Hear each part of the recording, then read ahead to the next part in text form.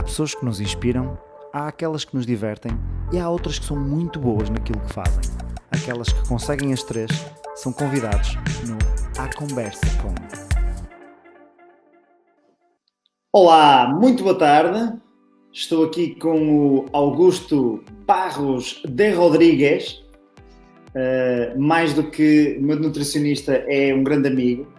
A ideia, só para contextualizar, a ideia destas entrevistas, destas conversas, é eu ter a oportunidade de falar com pessoas que são especialistas numa determinada área que eu não sou. E, portanto, vamos ter muitas pessoas, porque eu não sou especialista. Sou especialista em muito pouca coisa. Vamos ter a oportunidade de falar com muita gente. E uma das áreas que eu acho mais importantes para o nosso desenvolvimento, pessoal e profissional, e não sou só eu que acho, o nosso amigo Anthony Robbins acha o mesmo, é a área da nutrição, porque o nosso corpo sem energia ou com a energia incorreta não se consegue desenvolver nem pessoal, nem profissional, nem porra nenhuma, não é? Portanto, esta área da nutrição, da alimentação, do que nós ingerimos é obviamente uma parte muito importante daquilo que é a nossa capacidade de atingir metas, de atingir resultados, de atingir objetivos, não é? Sem energia não há nada disto e, portanto, esta é uma parte fundamental. Eu tenho, o Augusto é o meu nutricionista também, eu já tinha experimentado, antes do Augusto, fazer as coisas de forma diferente, fazer umas cenas, né? Portanto, experimentar umas coisas, e sempre com resultados, na minha opinião, duvidosos, né? Ou seja, pouco consistentes, pouco interessantes. E da minha experiência pessoal com o Augusto, até porque a minha experiência é sempre pessoal, da minha experiência com o Augusto, eu gostei muito dos resultados que comecei a obter e que continuo a obter quando cumpro aquilo que ele me diz para cumprir. Quando não cumpro o que ele me diz para fazer, os meus resultados passam outra vez a ser duvidosos. Então, Augusto, primeiro, queres-te apresentar um bocadinho, dizer qual é um bocadinho o teu background, como é que chegaste aqui, coisa rápida que nós temos mais que fazer, está bem? Certo. Também não é para massacrar as pessoas. Sim, pronto, já disseste o meu nome, Augusto. Eu trabalho basicamente em nutrição, nomeadamente o mais virado para a vertente desportiva, apesar também do meu primeiro curso não ter sido nutrição, ter sido educação física. Portanto, eu tenho as duas licenciaturas e depois mais algumas pós-graduações e algumas coisas que fiz para adicionar a nível académico e também profissional. Mas no fundo, essencialmente o que faço hoje em dia é isso, é trabalho só com nutrição e desporto e aturo esta malta, não é? A treinar, basicamente. Assim, muito rápido será algo deste género. Very nice, muito bem. Olha, e há quanto tempo é que fazes isto da nutrição? A dar consultas há cerca de 8 a 9 anos. Ok, tu és nutricionista, dedicas-te muito ao desporto, eu sei que tens muitos desportistas mesmo, muitos atletas nas tuas consultas de nutrição, mas não és só nutricionista de desporto, também tens muitas outras coisas, certo? Tenho. O grosso que eu tenho é muito direcionado para a parte esportiva, não só da alta competição, mas fora até da alta competição, malta que às vezes treina tanto como a malta que tem alta competição, ou que leva as coisas bastante a sério. Também tem pessoas que não fazem qualquer tipo de atividade física, ou até com patologias bem complicadas. Por exemplo, ainda há uns 3 meses atrás apareceu uma pessoa que tinha Parkinson, e foi um desafio super interessante estar a fazer um plano para uma pessoa assim, porque me pôr numa situação de que foge um bocadinho ao meu normal, ligada à parte clínica. Ok, e esta leva-nos a uma das perguntas que eu tinha para hoje, que é possível estarmos em boa forma física só com nutrição e sem exercício físico? Ou seja, alguém que não queira praticar exercício físico consegue estar numa boa forma física só com a sua nutrição? Ora bem, se consegue estar com uma composição corporal talvez aceitável, até é possível. Estar em boa forma física sem haver uma estimulação nesse sentido, não. Eu costumo dizer até um bocado em tom de brincadeira, eu consigo emagrecer qualquer pessoa sem precisar fazer exercício, mas é impossível conseguir alguém aumentar a massa muscular sem ele dar esse estímulo para que isso aconteça. Ok, e a atividade normal uma atividade normal de alguém, não é? Que vai trabalhar, tem um trabalho à secretária, depois vai buscar as compras ao supermercado, pega nos filhos, essa atividade não é estímulo suficiente para ele? Para ter uma boa forma física, talvez não. Agora, para ser uma pessoa ativa, poderá chegar. Tudo vai depender depois do objetivo que a pessoa tem para ela própria. Mas eu penso que será sempre necessário adicionar algum tipo de exercício estruturado. E quando nós estamos a falar em boa forma física, estamos a falar, isso é saúde ou é fora saúde? Ou seja, eu posso ser saudável, posso ter umas análises boas e ser uma pessoa considerada saudável só com a minha nutrição, ou necessito do exercício físico também? Respondo-te assim. Por exemplo, nós com a idade vamos perdendo massa muscular. Se não adicionarmos aqui alguns elementos de treinos específicos, não estamos a recuperar essa massa muscular. E se perdemos massa muscular e não a repomos, se não há uma reposição, um building para esse sentido, obviamente a nossa qualidade de vida vai piorar bastante. Agora, a nutrição abrange não só a condição física, mas muitos parâmetros de saúde, não é? Okay. Não só a condição física. E com o exercício físico só, eu não consigo nem uma boa forma física, nem estar em saúde, só com exercício físico, e como é que nem um jabardo? Às vezes só com exercício físico, eu às vezes acho que havia as pessoas que efetivamente primeiro deviam estar a tratar da alimentação, porque o que é que muita gente faz que é um erro, e é um erro grande, como estão com um peso a mais, e aquilo que se lembram mais facilmente é vou correr para emagrecer. Okay. Ou vou adicionar aqui alguma atividade, portanto vou começar a fazer umas corridas, que é muito típico isto. Só que isto pode ser pior do que melhor, porque se a pessoa primeiro não mexer na alimentação, poucos resultados vai ter a nível de massa gorda. E depois, correr com um peso a mais, está ali uma sobrecarga demasiado grande na parte articular, nomeadamente nos joelhos e nos tornozelos, que poderá vir a sofrer mais tarde. Ok. E não há aquela cena de se eu correr a uma determinada velocidade eu vou queimar só a massa gorda e não sei o quê e tal e coisa? Isso de facto é uma dúvida que já foi desfeita há muitos anos e eu acho que ainda perdura um pouco nos tempos de hoje. O que se sabe é isto, e agora se calhar vou entrar um bocadinho numa parte mais técnica, que é, se eu estiver a fazer qualquer tipo de exercício físico em que não esteja ofegante, ou seja, a minha capacidade de captação de oxigênio chega para a intensidade do exercício, e efetivamente o substrato energético que eu mais uso é as gorduras. Por exemplo, agora estamos a usar as gorduras para estarmos aqui ativos. Ok. Quando o exercício revela mais uma intensidade um bocadinho superior, então aí o nosso corpo tem outras alternativas e, como precisa de uma energia mais imediata, recorre a outros substratos, nomeadamente a parte mais dos hidratos, e vamos ficar pelos hidratos. Ok. Qualquer coisa. Qual é a grande questão aqui? Se eu faço uma hora de exercício físico, tu podes eventualmente gastar 200, 300, 400 calorias, e quando estamos a falar aqui em 400 calorias, será uma coisa abismal já. É um exercício bastante intenso. As pessoas guiam-se pelos relógios, mas os relógios sobreestimam, em muitos casos, os gastos calóricos. E o que é que isso significa? Comeste mais 400 calorias, mas se o exercício não promover um aumento de massa muscular ou uma melhoria da capacidade contrátil muscular, a tua taxa de metabolismo basal fica inalterada. Então tu, no fundo, só perdes 400 calorias naquela hora. Que facilmente as vais repor com um jantar ou com um almoço ou qualquer coisa do género. Muitas vezes a gente repõe e ainda sobrepõe com o exercício alimentar. Quando eu faço um exercício físico com alguma intensidade, ou seja, que já há o intuito de melhoria da condição física, o que eu quero é que eu vou aumentar a minha taxa metabólica basal. Ou seja, que eu agora estou a usar. A minha massa muscular está a consumir neste momento.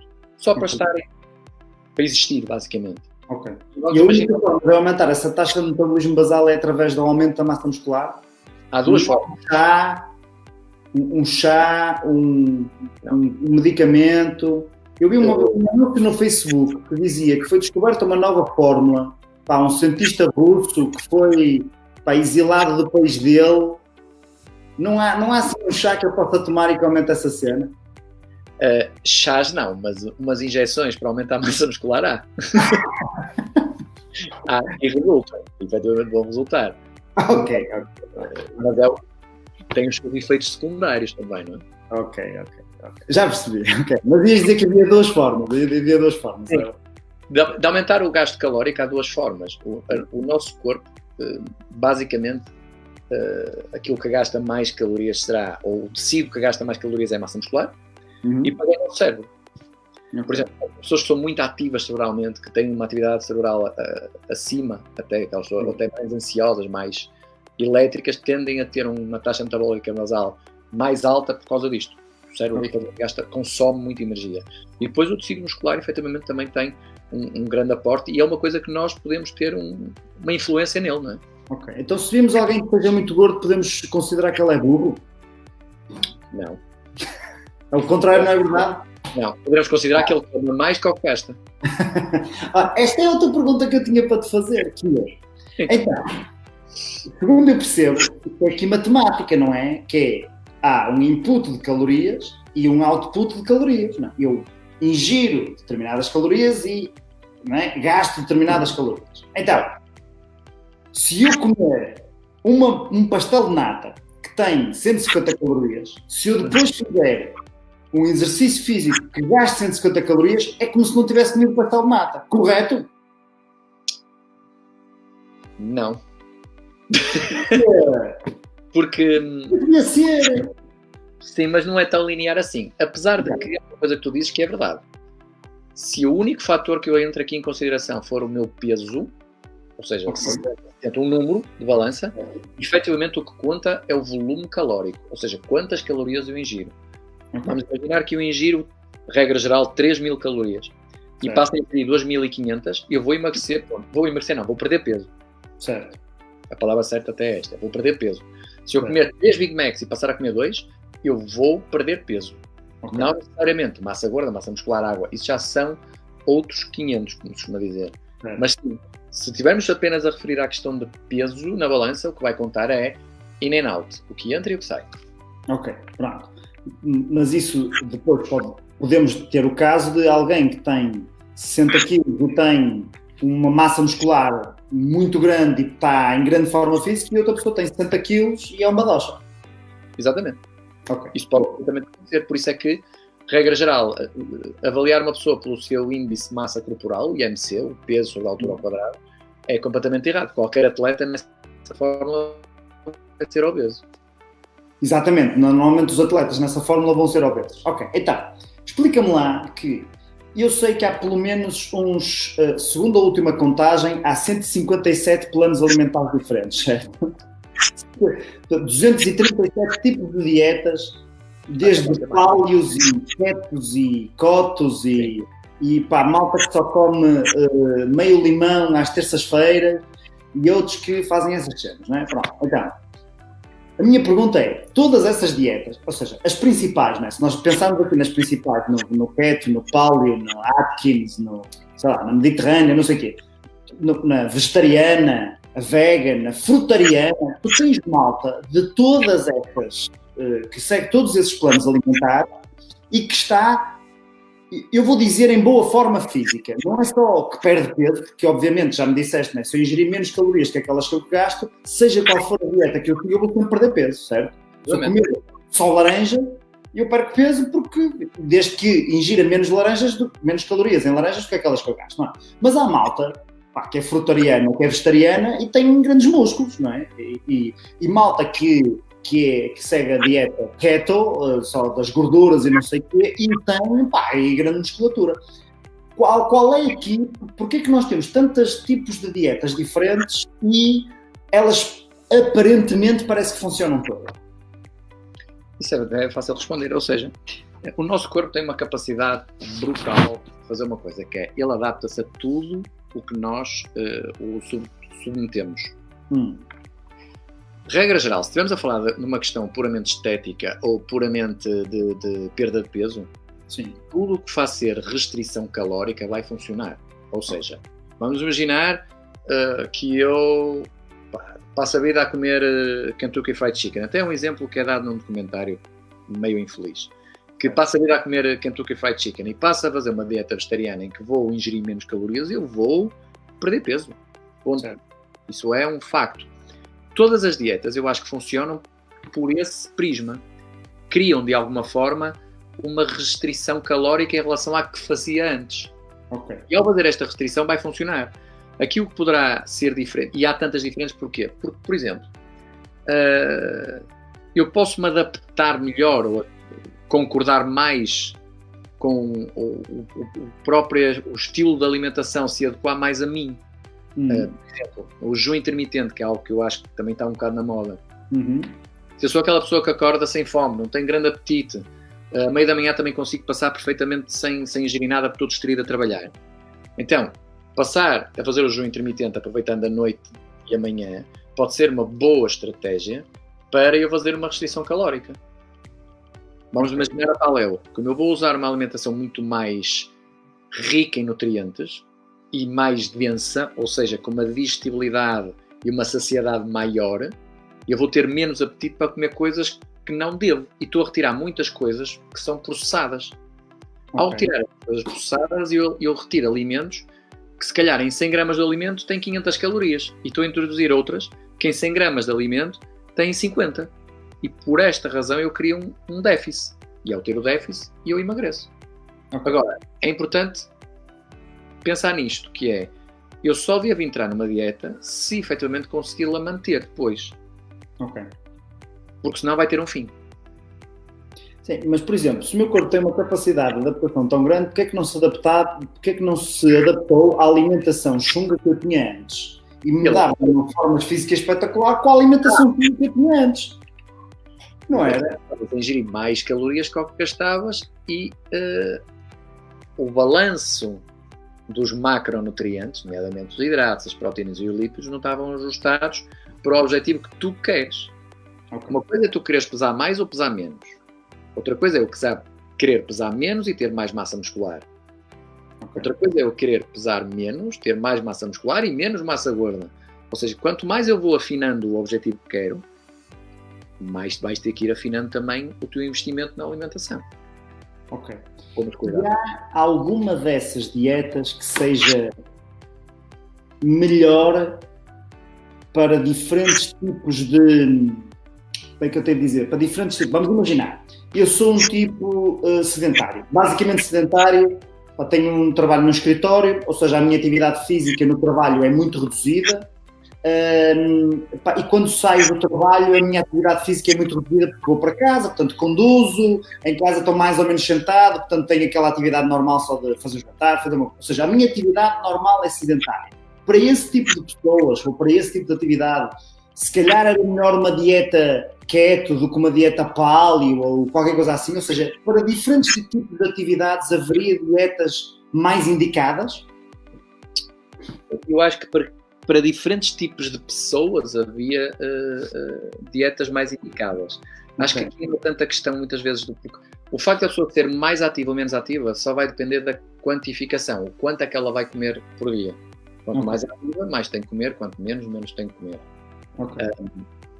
Agora, o que se enquadrar melhor no estilo da pessoa, do gosto da pessoa, da logística que a pessoa consegue gerir, porque o que interessa aqui na alimentação, e é um bocadinho praticamente igual ao treino, o que é importante no treino é consistência. E o que é a palavra-chave na alimentação? É consistência. Bom. Ótimo. Então, eu só aqui uma nota prévia para quem nos está a ver.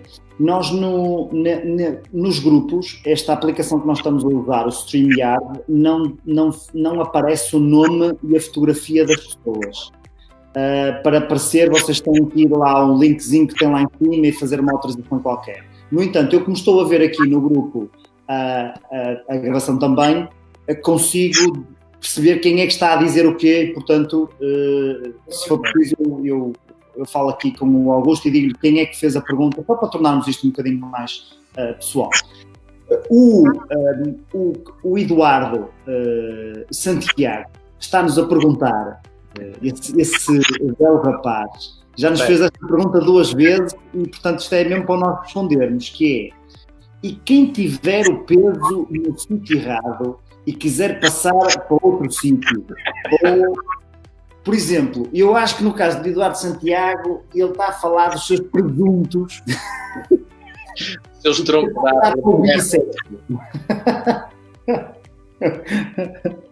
Sim, para quem não conhece o Eduardo, há aqui um... mas esta é uma pergunta interessante, porque é uma pergunta interessante no sentido de eu conheço várias pessoas, eu inclusive, que gostava de ter menos peso, volume, ou seja, aquilo que for que tu queiras chamar, num lado e passar para o outro, não é? Tipo, o que é que nós podemos fazer? Através da nutrição, e eu posso definir os meus abdominais pela nutrição? Como é que isso... Calma, estás a falar de duas coisas diferentes. Se é para a definição do abdominal, é basicamente através da nutrição até. Se a ideia é porque é definir o abdominal, é perder massa gorda. Certo. Agora, mas eu já perdi muito e ela não perdeu tanto ali como eu queria. Depois vai depender do volume de massa muscular que tens para se ver, digamos. Quanto menos massa muscular tiveres, menos massa gorda tens. Muita massa muscular. Tenho uma massa muscular incrível. Agora, o que tu não fazes não há nutrição nenhuma que, por mais alimentos que possas incluir, vá-te fazer perder mais barriga e menos rabo, por exemplo. Falando assim mais... Percebes? Perder massa gorda especificamente. Isso são características genéticas de cada um de nós. Agora, o que podes fazer sim é que com o treino podes otimizar determinadas áreas, aumentando a massa muscular dessas áreas. Ok. Outra pergunta interessante, não aqui dos nossos utilizadores, mas que eu acho que é interessante, que é, há malta que diz que tem, por exemplo, ossos largos e coisas assim, não é? Há malta que diz, eu estou geneticamente predisposto para ser gordo. Não é? Há malta, não é? Pá, pronto, não é? Quando Deus estava a distribuir a magreza, eu estava fechado na casa de banho. E há mesmo, ou seja, nós temos morfologias diferentes, conseguimos perceber que temos formas de corpo diferentes, certo? Tal como temos alturas diferentes, também temos formas de corpo diferentes. Pronto. Mas há mesmo alguma preparação genética mais para alguém, ou obviamente, predisposição genética, de certeza que há para alguns alimentos, mas há alguém que diga assim, pá, eu não consigo emagrecer independentemente daquilo que eu coma, porque tenho ossos largos e portanto vou sempre ter... Não, isso não. Obviamente toda a gente consegue emagrecer. Tem que fazer uma manipulação de macros e de calorias adequada para esse tipo de pessoa e de morfologia. Agora, isso é perfeitamente possível. Agora, que existe uma predisposição de pessoas maior, até por vias hormonais, para aumentar a massa gorda ou para aumentar a massa muscular, também há aquelas pessoas, então estamos a concentrar aqui na gordura, mas há pessoas que conseguem aumentar muito mais a massa muscular do que outras, ou pelo menos mais rápido. Há malta que come e nunca engorda, não é? Por exemplo. Dá para passar o plasma deles para mim, uma transfusão sanguínea ou assim? Que eu saiba, não há nenhum estudo nesse sentido, mas pode ser uma boa ideia. Uma transfusão. Mas, por exemplo, já há casos, não tem nada a ver agora, mas que fazem transfusão de fezes para cura de doenças, portanto. Transfusão de fezes para cura de doenças. É verdade. Muito bem, e eu tinha que estar muito doente, é o que eu tenho que dizer. Tinha que estar tipo a morrer para conseguir. Pronto, ok. Olha, então, entramos aqui, entretanto a Lisandra também está aqui a partilhar a sua experiência, que foi ela que partilhou há bocado também. Mais, que é que eu ia-te perguntar aqui o seguinte, que é, quais são os maiores erros que tu encontras nas pessoas que vão à tua consulta e que elas acham que não são erros? Porque todos nós sabemos que ir comer uma francesinha não é propriamente um alimento pouco calórico e muito saudável, certo? Mas há malta que faz muitos erros e acha que está a fazer uma cena fixe, acha que está a ser muito saudável. Quais são os principais erros que tu encontras aí nas pessoas quando elas vão à tua consulta? Eu acho, sinceramente, o maior erro é que as pessoas estão carregadas de ideias pré-concebidas em relação à alimentação que não partem de nenhum fundamento certo. A maior parte das pessoas que acha que faz uma alimentação saudável, basicamente o que me diz a seguir, e eu resumo-te, que é que não come fritos e que inclui legumes e fruta na alimentação.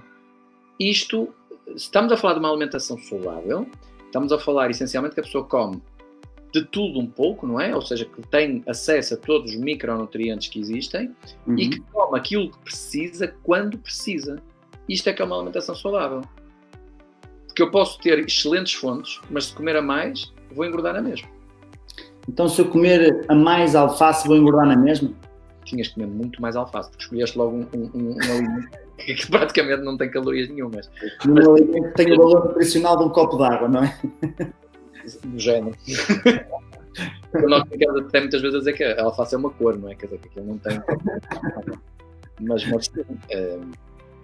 a ideia aqui passa um bocadinho por aí. As pessoas têm que perceber que há alturas para ingerir determinados alimentos, ou eu não vou dizer alimentos porque isso seria incorrer num erro, macros, porque o teu corpo não reconhece alimentos, mas reconhece hidratos, proteínas e lípidos. O que chega lá é isto.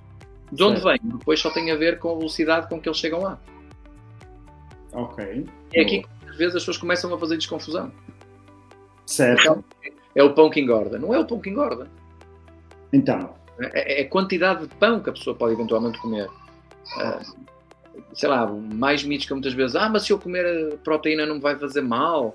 Isso, a maior parte das pessoas, efetivamente, se formos avaliar pela ingestão diária, comem proteína a menos.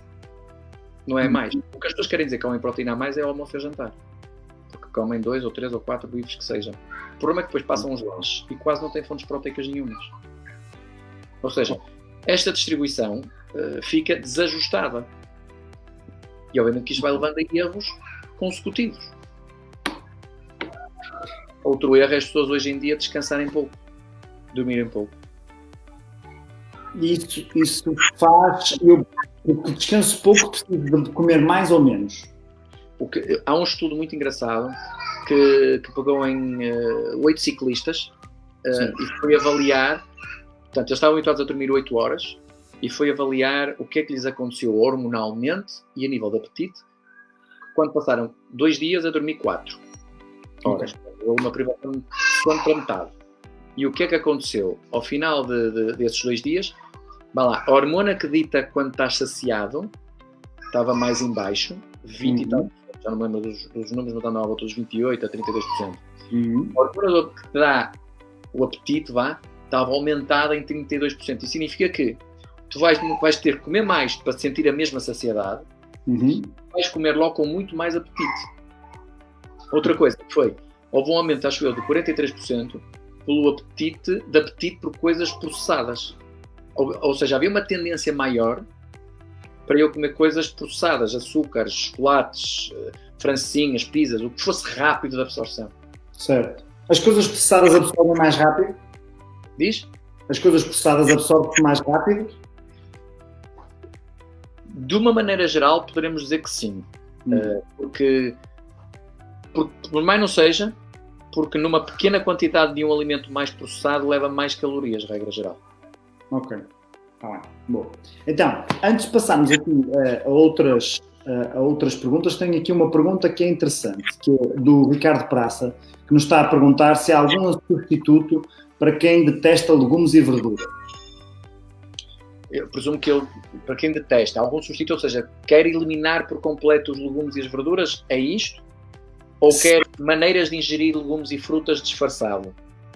E eu acho que o Ricardo Praça, daquilo que eu conheço dele, que nunca, não é que almoço muitas vezes com ele ou jante, mas eu acho que ele detesta mesmo legumes e verduras, e se as pudesse tirar, acho que estava porreiro para ele. Teria que se fazer um ajuste. Por exemplo, vou-te contar um caso que para mim me chocou, entre aspas, porque nunca me tinha acontecido. Mas há cerca de um ano eu tive um casal, por exemplo, que era carnívoro. Ok. Basicamente só comia carne e peixe o dia todo. Não comia absolutamente mais nada. E o A mais Lisandra está-nos a dizer exatamente isto também. Olha, pronto. E depois, o que é que eles foram fazer umas análises, pronto, porque eu lhes pedi, olha, seria interessante vocês fazerem umas análises, porque isso é uma coisa que, se procurarmos estudos e artigos sobre isto, não vamos encontrar. Pelo menos publicados e estudos bem feitos, Ok. Não é um estudo qualquer, feito como eu quero, não é? Não. Um estudo publicado numa entidade de referência. Não há nada escrito neste sentido, até porque não há muitas amostras para o fazer disponíveis. Ok. E eles foram fazer as análises e estava tudo impecável. Não tinham déficits de nada. Ok. Facilmente explico isto porquê. Porque eles tinham o acesso à carne e ao peixe, e as carnes e os peixes são muito ricas em quase tudo, basicamente. Qual era o principal déficit que eles apresentavam? Era a nível da fibra. Eles praticamente não ingeriam quase fibra nenhuma. Aliás, nenhuma. E, portanto, ali eles teriam que fazer um aporte ligeiramente diferente de fibra. Portanto, ao retirar legumes e frutas, vamos imaginar, se deixar as frutas, já não é tão grave, porque temos um grande acesso aos micros. Se já tem iogurtes, leites, sei lá, queijos, essas coisas todas ele já consegue completar os micros todos. Agora, tem é que ter uma dieta muito bem estruturada para que não lhe falte nenhuma vitamina ou mineral, micronutriente. Certo. Pode ter frutas. E imagino eu que quem segue esse tipo de dietas facilmente consegue ingerir a mais do que o que seria necessário, não é? Sim. Mas, regra geral, pelo menos a experiência que tenho quando as pessoas seguem determinadas dietas mais alternativas e menos conhecidas, ou menos difundidas, tendem a ser muito criteriosos. Tendem, por exemplo, o casal trazia-me um ficheiro Excel com tudo dividido, fotografias, pesagens, tudo já feito numa primeira consulta, que não é uma coisa normal. Certo. Ok. Boa, ótimo. Então, e o glúten é uma cena ou não é uma cena? Não é uma cena. Não é uma cena. Então, mas explica-me lá como é que há tantos estudos e a malta diz, e o glúten e dá cabo de coisa e não sei o quê, e sotabega e devia ser pau. Eu ponho o glúten na mesma linha da lactose lá.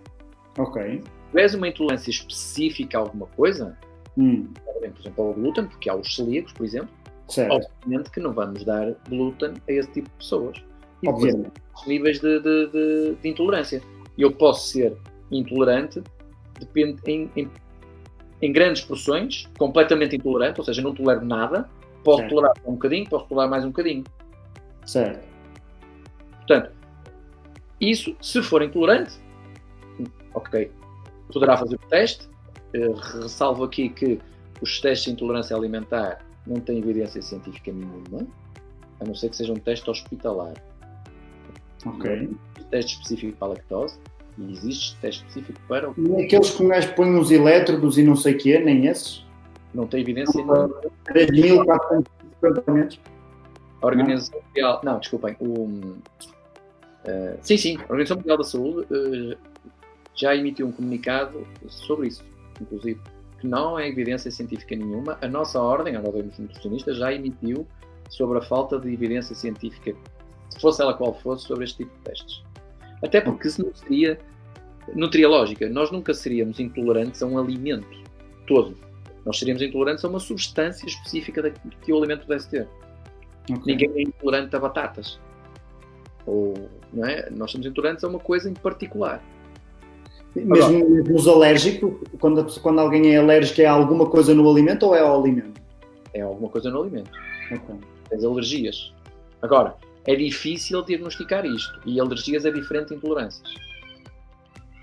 Mas aí já estamos a falar de outros sistemas, ou seja, de reação do próprio corpo. O que as pessoas normalmente se queixam nesta história do glúten é que se sentem muito inchadas. Certo. Não é? E, nomeadamente, o glúten existe onde? Nos cereais. E nos cereais, nomeadamente, ou seja, fontes de hidratos. Se eu ingerir muitos hidratos e passar a ingerir menos hidratos, eu vou inchar menos. Por mais não seja, por uma menor retenção de água. Ok. Por exemplo, quando eu estou numa alimentação normal e retiro os hidratos completamente, a primeira perda de peso que existe não é massa gorda, nem é massa muscular, é água. Ok. Porque o hidrato, por si só, obriga à retenção de água. E muitas vezes as pessoas confundem isto com já estou muito melhor. Apenas porque sentiu que perdeu peso e desinchou um pouco, mas porque baixou um pouco o volume dos hidratos, não tem nada a ver com o glúten. Ok. E o leite e a lactose e o veneno que é essa cena, e o leite é feito das vacas, é para vitelo, e eu não sou um vitelo. O leite é engraçado, e esse argumento é falível, no mínimo. Nós temos um único animal que ainda bebe leite na vida adulta, nós somos o único animal que faz tanta coisa na vida adulta, portanto não seria um argumento válido.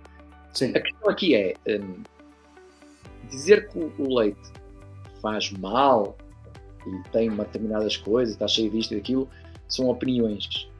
O que a evidência científica nos mostra claramente é que se é um alimento tolerado pela própria pessoa, a nível da lactose e outros componentes que possam existir no leite, não há nenhum estudo, repito, não há nenhum estudo que mostre nenhuma causalidade que o leite faça alguma coisa de mal. Inclusive, existem leites que estão associados a cancros, existem leites que são associados à proteção de cancros. Ok. Só que a associação não é causa e efeito. Ok, sim, a associação não implica correlação. Exatamente. E as pessoas confundem muito isto. Quando foi a história dos ovos e do colesterol, o problema foi exatamente este. Porque existia uma associação entre a malta que tinha o colesterol alto e a ingestão de ovos. Mas esta associação não era causa e efeito. Hoje em dia sabe-se que esta associação não existe. Esta correlação não existe. Certo. Portanto, podemos comer ovos à vontade. Tanto como qualquer outro alimento. Exatamente. Ou seja, tendo cuidado que mais não é necessariamente melhor. Ok. Bom. Então, e há aqui algumas linhas mestras que alguém... o Eduardo, que está a cada duas perguntas faz uma de jeito, está-nos a perguntar o que é uma melhoria para o rácio normal dele. Está-nos a perguntar, e o Covid e os alimentos? Ou seja, há algum tipo de precaução maior que tínhamos que ter do que o normal com os alimentos?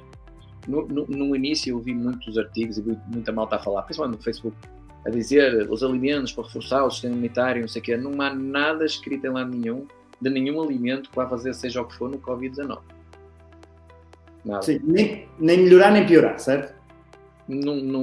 Aquilo que nós sabemos neste momento é que pouco sabemos, nomeadamente, que nós não fazemos ideia.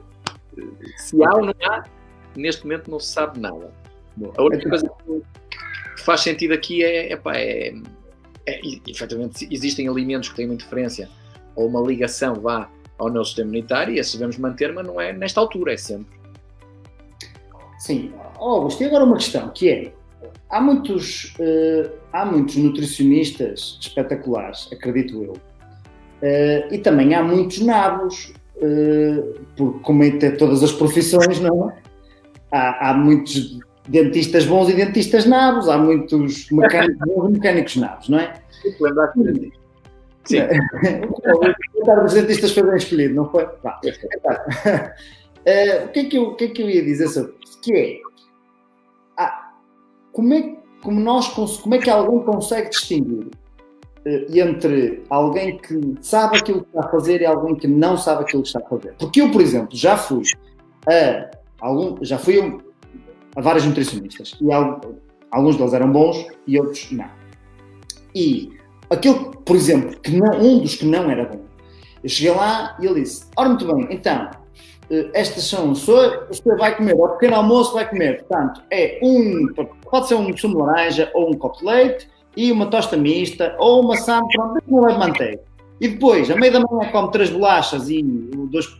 Ou seja, sem ter atenção, basicamente, àquilo que eu fazia, à minha atividade física, àquilo que eu gosto ou não gosto, ou etc, começou-me a ditar um conjunto de cenas para eu comer. Porquê que isso é bom ou é mau? Será que é possível sequer eu fazer um plano alimentar para alguém sem conhecer a pessoa a fundo e perceber o que é que ela faz? Há aqui regras gerais que nós podemos seguir e dizer assim, olha, pá, pronto, não comas lixo, mas tirando, tipo, não é? O que é que um gajo pode... Não é? Como é que um gajo consegue fazer aqui alguma distinção entre as coisas, não é? Eu acho que, a nível de qualquer terapeuta, se não tivermos alguém que esteja preocupado por saber quem nós somos, só aí a ligação perde-se. E se perde uma ligação neste caso, entre nutricionista e pessoa que está a fazer a consulta, Nutricionada. se é que existe, eu não vou conseguir estabelecer mudança na pessoa. E se eu não consigo que a pessoa mude comportamentos ou atitudes, eu nunca vou ter resultados porque a pessoa, por simplesmente, não vai fazer. Logo, se eu tenho que, é forçoso, é quase imperativo eu ter que ajustar e perceber quem aquela pessoa é, o que é que ela gosta, o que é que ela não gosta, o que é que ela faz, o que é que ela não faz, que tipo de atividade física faz, como é que a faz, quantas horas é que faz. Há uma porrada de informações que vão muito até para além daquela anamnese clínica, que muitas vezes até nem tem tanto interesse, porque não nos diz nada sobre a própria pessoa, não é? Diz só, se ela tomar uma medicação, eu tenho que ter atenção se houver alguma interação, por exemplo. Certo. Tirando isso, é muito mais importante perceber em que estado emocional que a pessoa está, se a pessoa dorme bem, se o trabalho, porque isso tudo vai influenciar na adesão ao plano. Okay. E eu acho que qualquer nutricionista tem que se preocupar é que eu quero que essa pessoa cumpra o máximo possível daquilo que eu lhe estou a sugerir. Se eu lhe vou sugerir coisas que a pessoa não gosta, eu vou, obviamente, que aquela pessoa não tipo, está bem, vai pescar lá, vai ficar na folha, vai deitar ao lixo. Portanto, eu acho que no fundo, perceber que aquela pessoa está preocupada connosco já revela ali, pelo menos, alguma coisa que, pronto, esta pessoa está efetivamente interessada em perceber quem eu sou e de melhorar a minha qualidade de vida mediante aquilo que eu estou a pedir. E depois, com um conhecimento técnico que a pessoa possa apresentar. Ok. Obviamente, uma das coisas que eu notei, que eu acho que fez sentido para mim, no plano que tu desenhaste para mim, é que, para quem não sabe, aliás, bastantes pessoas aqui no grupo não sabem, mas eu e o Augusto praticamos crossfit no mesmo sítio. E até fazíamos normalmente à mesma hora, fazíamos na mesma aula, e eu sempre senti que tu conseguias, por fazer isto, não é? Por saberes o que é crossfit, por praticares e por perceberes, conseguias ajustar mais o plano àquilo que eu necessitava. Não, claro. E perguntei, tu não consegues fazer crossfit com todas as pessoas com quem dás consultas de nutrição, e há muitas outras atividades que essa malta faz que tu não consegues fazer, não é? Tu tens ginastas, tens hoquistas, tens pugilistas, tens um conjunto e tens malta que não faz nenhum também, não é? E portanto, como é que tu consegues fazer essa adaptação do plano não conhecendo tão bem e tão aprofundadamente aquilo que a pessoa está a fazer? Aí entra em ação o meu primeiro curso, que é Educação Física. Eu consigo ter uma percepção, até posso não perceber muito ou profundamente do desporto, como agora que estou ligado ao CrossFit vejo de outra forma, ou seja, conheço internamente, mas eu entendo, mesmo que não conhecesse nada do CrossFit, eu olhava para o CrossFit e percebia que substratos energéticos estavam a ser ali usados, que tipo de solicitações musculares, o que é que era necessário para o atleta ser melhor ou pior e o que é que favorece ou não. Porque eu percebo a parte do desporto e muscular. Quando vem uma pessoa qualquer que anda no ginásio, isto a mim, anda no ginásio, não me diz nada. A minha próxima pergunta é, e o que é que faz no ginásio? Certo. Eu faço musculação. E como é que é o seu plano de treino? Okay. Eu faço às vezes, sei lá, faz que é 3x8, 4x10, ou 3x20, como é que é? Quantas séries faz? Quantas vezes é que vai ao ginásio? Ou faço aulas de grupo, muito bem, que aulas de grupo é que faz? Certo. Pode fazer bodypump ou pode fazer pilates. Isto certo. Em termos energéticos é completamente diferente. Certo. Ou há muitas pessoas que andam no ginásio, mas e quantas vezes é que vai? Eu vou uma vez por semana, quando posso. Isto é diferente de ir 5 vezes por semana. Certo. Portanto, esse tipo de perguntas ajuda-me a perceber a intensidade com que a pessoa pratica. Ok. Costuma acordar com dores musculares no dia seguinte? Não costuma? Como é que é? Se eu percebendo esta atividade, eu começo a perceber a expectativa de resultados que posso ter. Ok. Porque, regra geral, as pessoas acham que treinam com muito mais intensidade do que na realidade treinam. Ok. E, regra geral, também acham que comem muito menos do que na realidade comem.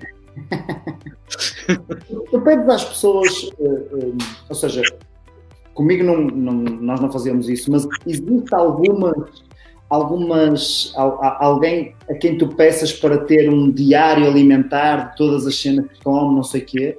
Sim. Sim. E isso fazes para quê? Para tomar consciência de facto do que é que está a comer, da quantidade que está a comer? Por exemplo, em muitas pessoas existem aquelas aplicações em que a pessoa registra os valores todos e não sei o que são gratuitas na net, põe no telefone. E, por exemplo, quando existe casos em que a pessoa diz, eu estou a fazer tudo direitinho e não está a perder peso, vamos imaginar. E eu peço-lhe, olha, durante 2 ou 3 dias registra aqui e envia-me um print screen de tudo o que está a comer direitinho como faz. Por exemplo, para eu tentar perceber onde é que está o erro. Porque muitas vezes as pessoas cometem erros mas sem, como tu disseste bem, sem ter a noção, mesmo depois de terem um plano. Certo. Porque podem achar, esta troca não faz mal. Uma das coisas que eu me apercebi quando decidi fazer mesmo o plano a 100% mesmo, pá, não é? Aquela coisa de 100%. Religiosamente, eu apercebi-me que aquilo que eu achava que poderiam ser pequenos desvios do plano, na prática eram grandes desvios do plano, não é? Que, por exemplo, eu lembro-me de uma vez que disse assim, eu vou almoçar com a minha sogra, mas vou cumprir religiosamente o plano, vou comer aquela porção de hidratos, que vai ser arroz, branco, seco, pronto, e aquela porção de carne, que neste caso é um peru assado. E disseste, então já foste, porque só o assado, não é? Só a forma de preparação já influencia grandemente aquilo que é o plano, certo? Por exemplo, um dos erros mais comuns das pessoas também, e isto aconteceu na prática comigo também, foi a pessoa tinha uma ingestão, eu tinha-lhe recomendado, por exemplo, comer carne ou peixe, arroz ou massa, legumes e fruta nos almoços, nos jantares, em que a pessoa registra os valores todos e não sei o que são gratuitos, não é? Fica no telefone, eu virei. E depois, com a continuidade das consultas, verifiquei que as coisas não estavam a correr à velocidade que eu queria. E lá está, e fui falando com ela. E percebi que ela, eu até já retirei o arroz, a massa e as batatas da alimentação, que era para perder mais rápido. Ou seja, isto é também muito comum as pessoas fazerem. E sai foi. E o que é que faz agora? Eu agora só como a carne e a salada. Quando ela me diz salada, a mim levantou-se logo aqui uma bandeira. Tipo, salada, mas diga-me lá como é que faz a salada. Eu tempero com um fiozinho de azeite, alface e tomate e pronto. É uma coisinha leve só para acompanhar a carne. Não percebo porque é que não estou a perder peso mais rápido. E eu, ok, então vamos fazer uma coisa. Vamos pesar essa garrafa de azeite antes e depois temperar a salada, está bem? E depois manda-me esse diferencial, que foi o que ela usou para temperar. Bom, ela usava, o fio de azeite dela representava 30 a 40 gramas de azeite.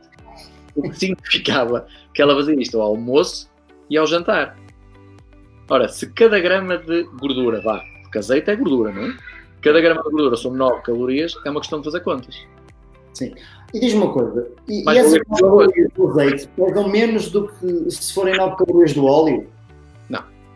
1 grama de gordura são 9 calorias, venha de onde vier, seja do abacate, seja do óleo de coco, são 9 gramas de gordura, portanto aqui não há distinção. Como tu disse há um bocadinho, o nosso corpo não distingue de onde é que vem a gordura. O que chega ao nosso organismo é gordura. Agora, há vários tipos diferentes de gordura. Há umas que são mais saudáveis e outras menos. Ou seja, o seu perfil é diferente, mas não deixa de ser gordura. Ok. Por exemplo, então, a nível calórico é igual. Depois pode ser mais ou menos saudável, mas a nível de calorias... Exatamente. É o pão branco do pão integral. É quantidade de fibra, mais nada. Eles podem ter exatamente o mesmo valor calórico. Pegas em 100 gramas de aveia e pegas em 100 gramas de choca-pique e eles são iguais. Têm 380 calorias, os dois. Agora, um tem mais açúcar que o outro. Mas em termos calóricos totais, são iguais. Ok. E essa era outra pergunta que eu queria fazer. Os açúcares são todos iguais? Ou seja, se eu comer uma colher de açúcar daquele da RAR, não é? Aquele que vem nos pacotes de quilo, comer uma colher de açúcar. Ou comer uma fruta com açúcar, o açúcar da fruta reage no meu corpo igual ou diferente do açúcar da RAR? A única coisa, para já no nosso corpo só aproveita açúcares. Portanto, de uma forma ou de outra, tudo vai chegar a açúcar. Pode demorar mais tempo ou menos tempo a chegar lá.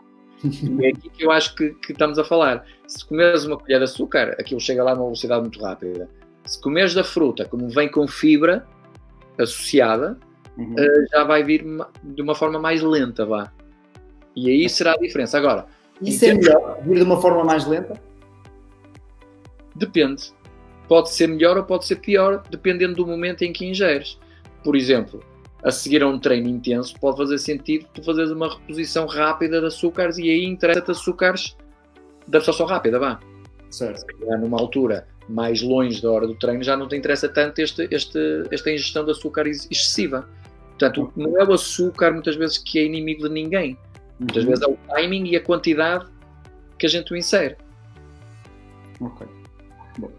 Estamos quase a chegar aqui ao final, mais ou menos, do nosso tempo, sendo que não temos nenhum tempo pré-definido, portanto, estamos a chegar ao final de um tempo que não estava definido. Mas queria-te questionar. Obviamente, o ideal é termos um plano alimentar que está completamente adequado àquilo que nós gostamos e àquilo que nós fazemos, ao tipo de atividade física que nós fazemos, etc. Não sendo isso possível, vamos imaginar que as pessoas não podem ter uma consulta contigo. Não podem, não querem, não gostam de ti, não gostam de nutricionistas com barba, qualquer coisa assim do género. Há cenas assim. Há malta que tem estas cenas esquisitas. O Santiago, então, é um deles. E, não podendo, quais são as linhas gerais que as pessoas devem pensar quando estão a olhar para a sua alimentação para terem mais saúde, uma melhor forma física, para se sentirem melhores com elas próprias? Quer dizer, para se sentirem melhores com elas próprias é comerem francesinhas mais vezes, que o gajo sente sempre bem. Conheço ninguém que tenha comido muitas e diga assim, que eu estou tão mal, sinto mesmo mal. Como é que é isto? Que linhas gerais é que nós podemos dar aqui às pessoas para elas conseguirem ajudar-se de alguma forma a fazer as coisas? Sim. Eu acho que uma grande coisa que eu costumo tentar trabalhar com as pessoas é as pessoas ganharem um pouco a noção do que é que efetivamente os alimentos são e o que é que elas estão a comer num prato. E olhar um bocadinho para além dos alimentos. Ou seja, fazer um exercício simples que é, sempre que eu estou a comer, perceber se estou a comer uma fonte de hidrato de carbono, uma fonte de proteína e uma fonte de gordura. E perceber se aquilo, de certa forma, está de alguma forma equilibrado. Okay. Percebes? Em vez de estar a olhar se é arroz, massa, legumes, etc., o que é que eu estou a comer? Será que, por exemplo, nesta alimentação eu estou a ter, no meu lanche, vamos imaginar, eu como fruta e bolachas. Ok.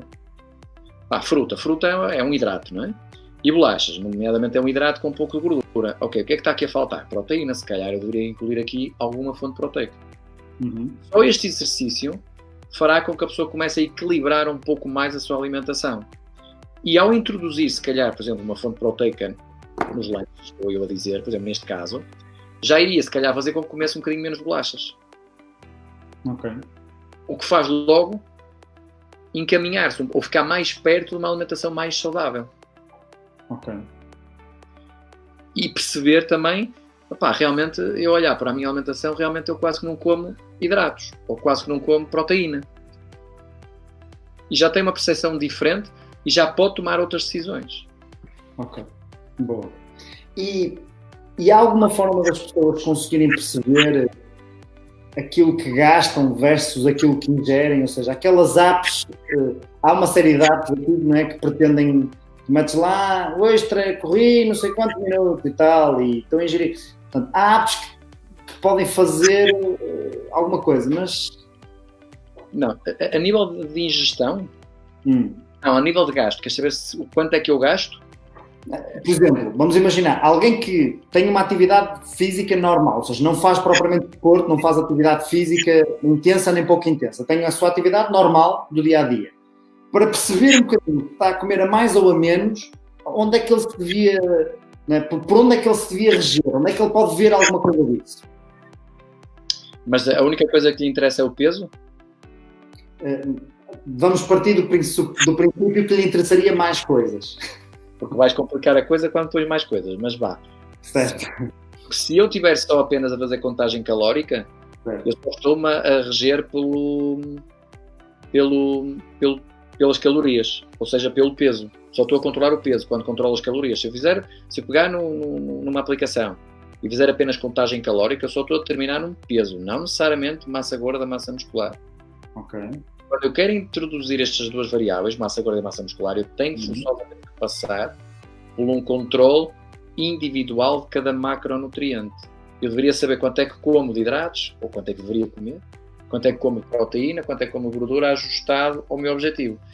Se queres fazer uma coisa muito geral e só saber as calorias, podes fazer uma determinação da taxa metabólica basal e depois perceber, existem tabelas para isto, perceber a atividade física que tu fazes, quantas calorias é que gastas. E tens pelo menos um número calórico. Ok. Mas eu gostava de dizer isto.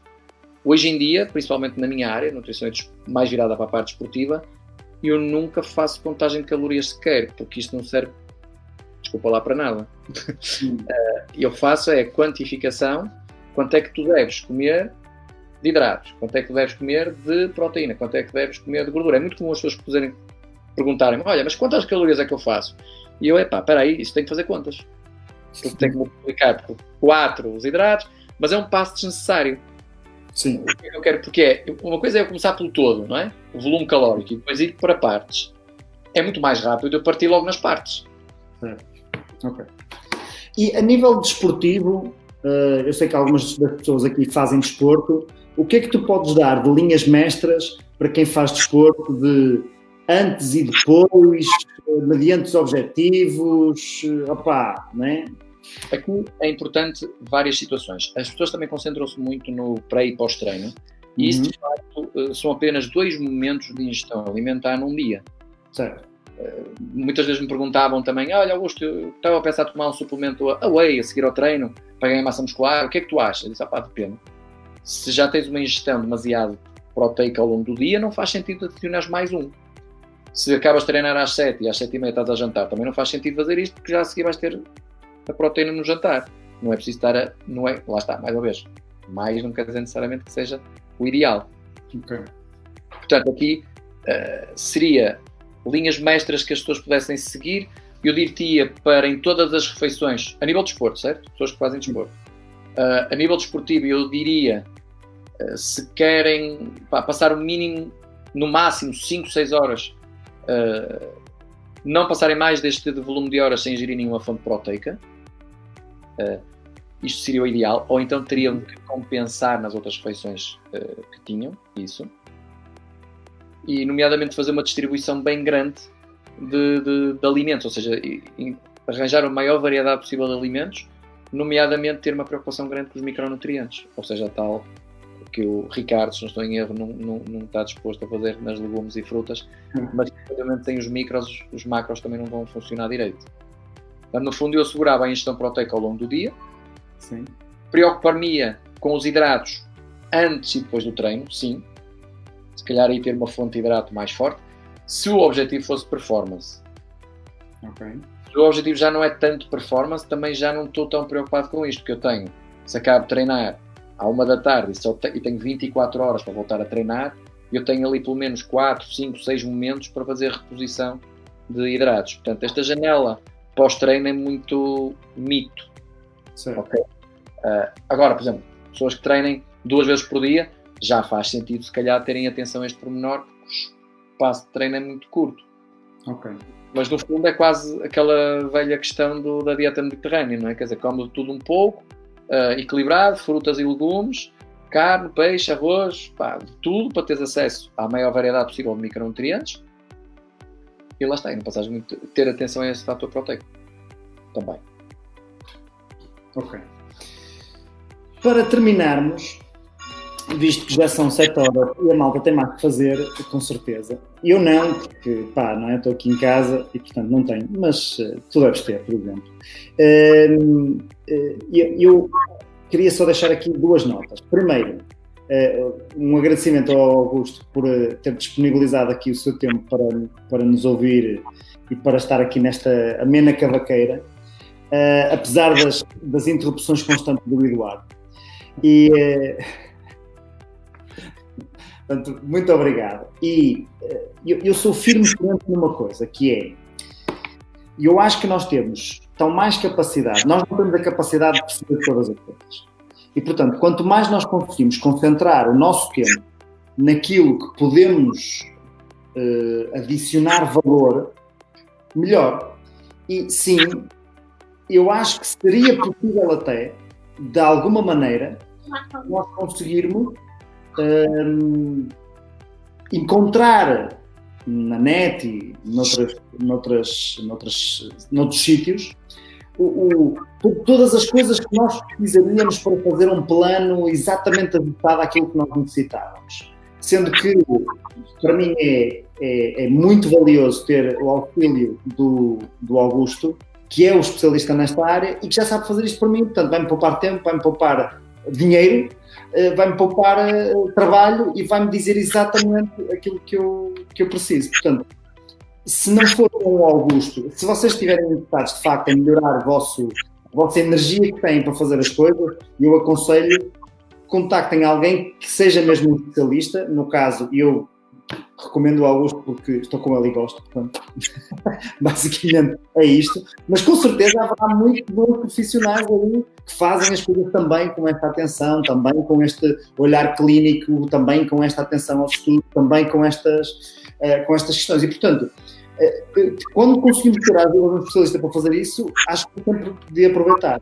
Ao longo destas nossas conversas, nós vamos procurar trazer aqui pessoas que de facto podem fazer isso na nossa vida, que é tirar-nos tempo que gastaríamos a fazer uma coisa e alguém consegue nos ajudar muito mais rapidamente a nós conseguirmos fazer. Espero que tenham gostado desta conversa. Augusto, queres despedir aí da malta? Quero-te agradecer a ti também pelo convite. Para mim é sempre espetacular falar de uma coisa que eu adoro e tudo, sublinho tudo o que tu disseste, porque efetivamente é importante, e eu acho que todas as pessoas, pelo menos uma vez na vida, deviam consultar um nutricionista só para perceber, afinal, já que se fala tanto, o que é que afinal é verdade e o que é que não é, e ter esta ideia. Mas quero-te agradecer, acho que foi espetacular e estou com saudades vossas, e tu, Eduardo Santiago, também, já agora mando um abraço grande. Do Eduardo menos, mas ok. Tá bem. Augusto, olha, um grande abraço, fica bem. Obrigado a todos que estiveram aqui a ouvir, menos ao Eduardo. E fiquem bem, encontramos na próxima vez. Um abraço, obrigado, até logo. Tchau.